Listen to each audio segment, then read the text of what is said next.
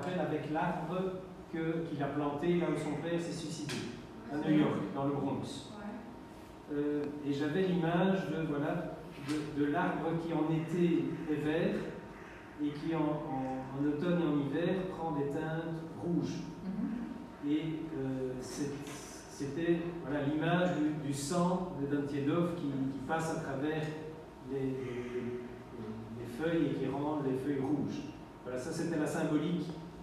Vous dites aussi dans le livre que son sang coule dans ses veines. Voilà, son sang coule dans ses veines. Et alors, voilà, le symbole a été fait parce qu'il a planté un arbre là où son père s'est suicidé. Donc voilà, c'était symbolique. Et je me dis, la couverture, parce qu'on peut parler de couverture maintenant, la couverture fait partie intégrante du livre. Et moi, je trouve très important de soigner la couverture. J'ai revu, par exemple, chez Gallimard, c'est toutes des couvertures blanches. Pour tous les auteurs, il y a le titre et tout blanc. Je trouve ça dommage.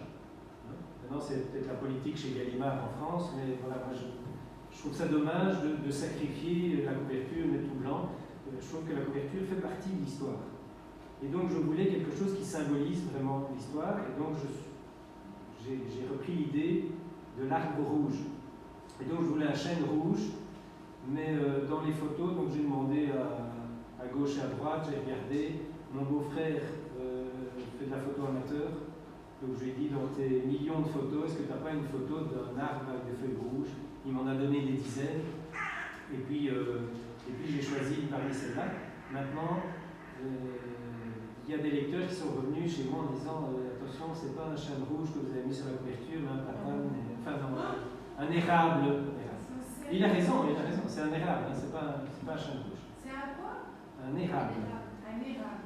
Et pourquoi vous avez pris le dessin? Je crois que j'ai une photo de la. Non, c'est pas ici. Je me demande si je ne l'ai pas mis là.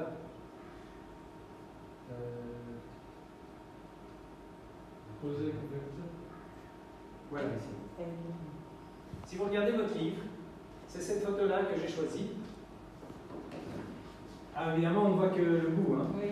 On voit que le bout. Donc voilà, moi, dans toutes les photos de mon beau-frère, j'avais repéré celle-là, parce qu'il fait beaucoup de photos de nature et compagnie. Et donc je me dis, ben voilà, des feuilles rouges, c'est pas un chêne, je dis tant pis, il y a quelques botanistes qui verront la différence, vraiment. Et donc voilà, j'ai envoyé ça à mon éditeur avec son graphiste, ils ont dit, ben voilà, tout ça, on va supprimer et on va garder que le côté ici. Et donc voilà, quand on voit les deux photos, on se dit, oui, il y a quand même une grosse différence. Et voilà, je trouve que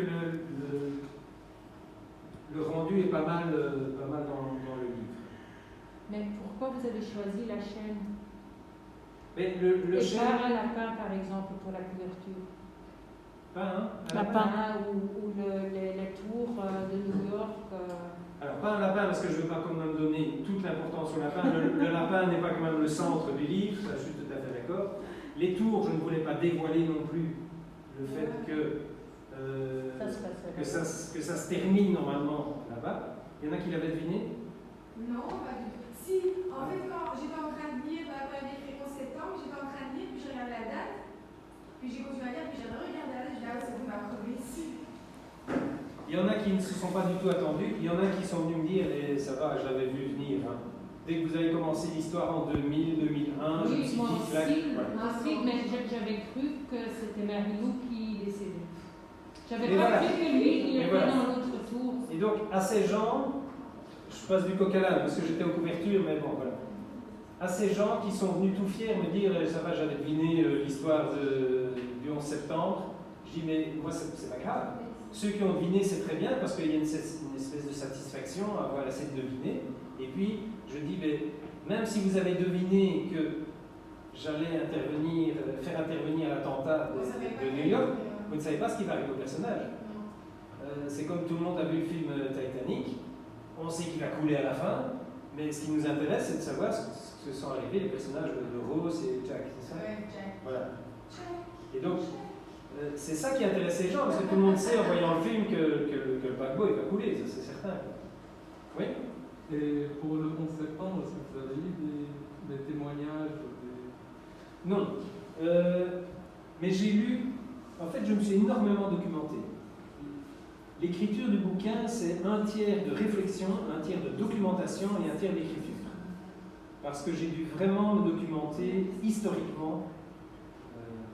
Et donc j'ai... pour New York, par exemple... Voilà. Donc j'ai été reprendre... Ça c'est...